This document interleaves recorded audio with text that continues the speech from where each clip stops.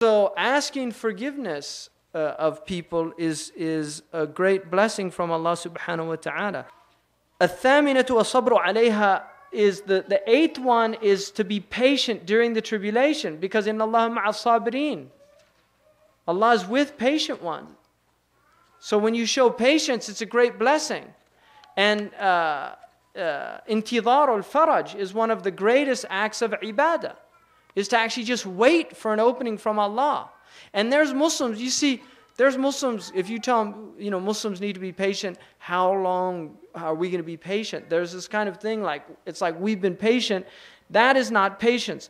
You cannot call a donkey patient in Arabic. You don't say al-himar sabir.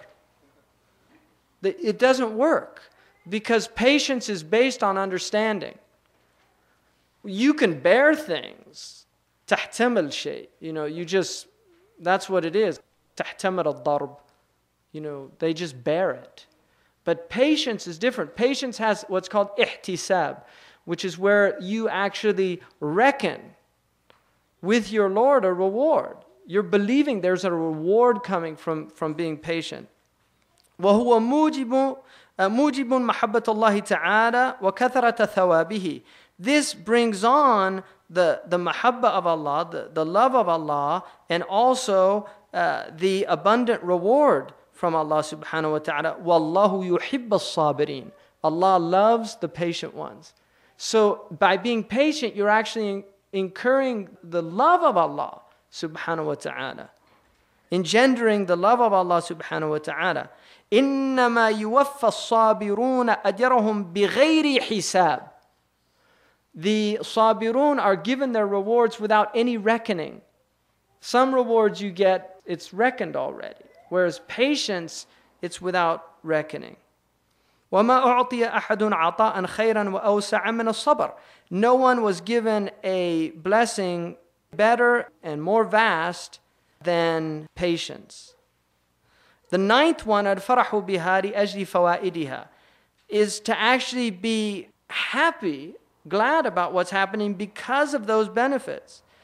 قال عليه الصلاة والسلام والذي نفسي بيده إن كانوا ليفرحون بالبلاء كما تفرحون بالرخاء. The Prophet ﷺ said in a hadith that Imam Ahmad relates about the peoples that went before, they used to be as happy during calamities and tribulations as you are during times of abundance. وقال ابن مسعود رضي الله تعالى عنه حبذا المكروهان الموت والفقر. How wondrous those two distasteful things, death and poverty. Because in the akhirah, poverty in this world is a blessing, because your hisab is much less if you're poor. And that's what Imam Ali radiallahu anhu said about wealth. He said, حلاله حساب وحرامه عقاب. What's halal from it is a reckoning, and what's prohibited from it is a punishment. And that's why the zuhad are called a'qalun nas. The most intelligent people are the people of zuhud, because they give up things because they don't want the problems that go with things. وَإِنَّمَا فَرِحُوا بِهَا إِذْ لَا لِشِدَّتِهَا وَمَرَارَتِهَا بِنِسْبَةِ إِلَى ثَمْرَتِهَا وَفَائِدَتِهَا. That they were happy with it, not because they happened, but rather because of the rewards and the fruits that came from those tribulations. كَمَا يَفْرَحُ مَنْ عَظُمَتْ أَدْوَأُهُ بِشَرْبِ الْأَدْوِيَةِ الْحَاسِمَةِ لَهَا مَعْ تَجَرُّعِهِ لِمَرَارَتِهَا. So just as somebody who is happy, who has great diseases, when he drinks that bitter cure that will remove the disease, he's drinking it and he's happy about it because he's thinking not about the bitterness and the difficulty of the remedy, but he's thinking about the benefits that will come from taking the bitter remedy. And so this is the way people are of Allah with the tribulations. And the 10th, al-ashiratu ashukru alayha, to be grateful for it. لما تضمنته من فوائدها كما يشكر المريض الطبيب القاطع لأطرافه المانع له من شهواته لما يتوقع في ذلك من البرء والشفاء.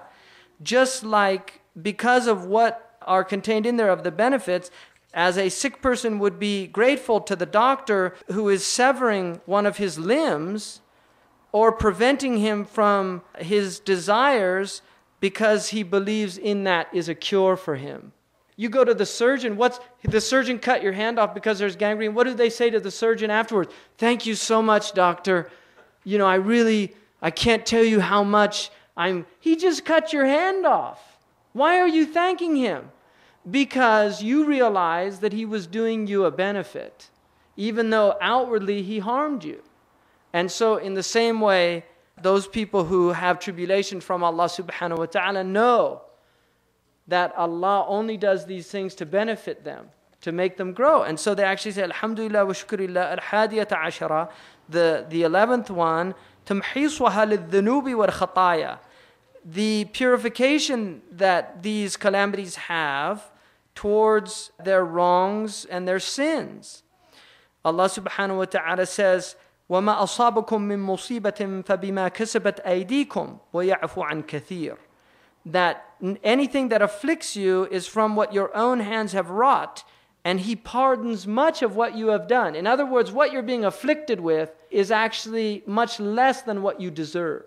And in that, one of the things that Imam An-Nasafi radiallahu anhu says in his tafsir of this, and his tafsir is, it's a beautiful tafsir, but one of the things he says in that, he said, if you reflect on the meaning of that, you will show gratitude for your calamities, because you will realize that it's a blessing that they're much less than they are. That's the secret of that ayah. وَيَعْفُ عَنْ كَثِيرٍ. That's why Allah followed that up, that you're afflicted with your wrong actions. You can feel bad about that, but then when you realize that He's pardoned so much, it actually makes you feel grateful that Allah has overlooked so much of your shortcomings. وَلَا يُصِيبُ الْمُؤْمِنَ وَصَبٌ وَلَا نَصَبٌ حَتَّى الْهَمَّ يُهِمُّهُ وَالشَّوْكَ يُشَاكُهَا إِلَّا كَفَّرَ بِهِ عَنْ سَيِّئَاتِهِ. That the believer is not afflicted with any difficulty, any exhaustion, fatigue, anxiety that concerns him, or even a thorn that punctures him, except that Allah removes with it, that he steps on, a thorn that he steps on, except that Allah removes with it his wrong actions. So those are all blessings. So no disease, no exhaustion, fatigue, anything like that. It all comes as removal of wrong actions. Subhanallah. الثاني عشر رحمة أهل البلاء ومساعدتهم على بلواهم. The 12th blessing is the compassion that Allah enables you to show to people that are in tribulation, and to help them. Because من نفس عن مؤمن, whoever relieves a kurba, one of the calamities of this world for a believer, Allah will relieve a calamity for him on the Yawm al-Qiyamah. So people in tribulation become an opportunity. And one of the things that Imam Muhammad al-Hassan, hafidhullah, one of the things he says in his commentary on the Mathara, he said there's two conditions that people have. One is where you have the afiyah, you have well-being in yourself, in your family, but you get problems of other people. And the other is that you have those problems. And he said that if you don't help people that have problems, then Allah will give you those problems. That's the nature of the world. This is it. لِيَبْلُوَكُمْ is to test you. So you're either tested in yourself or with others. But you have to respond appropriately.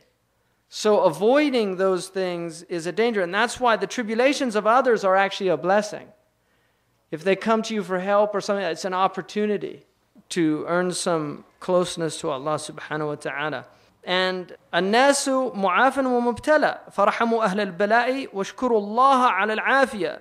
In the Muwatta of Imam Malik, Isa alayhi salam was reported to have said, people are of two types, people of well-being and people of tribulation. So have compassion for the people of tribulation and show gratitude for well-being. That's why if you're in good shape, don't complain. Tell somebody to punch you every time you complain or something, because you don't want, if you complain and you don't have anything to complain about, Allah will give you things to complain about. And then you'll think about how good things were. Remember we used to complain about that? What were we thinking? There's people that say that. When real calamities hit them, they think, what was I complaining about before? Well, the truth is, stop complaining now because it could get worse.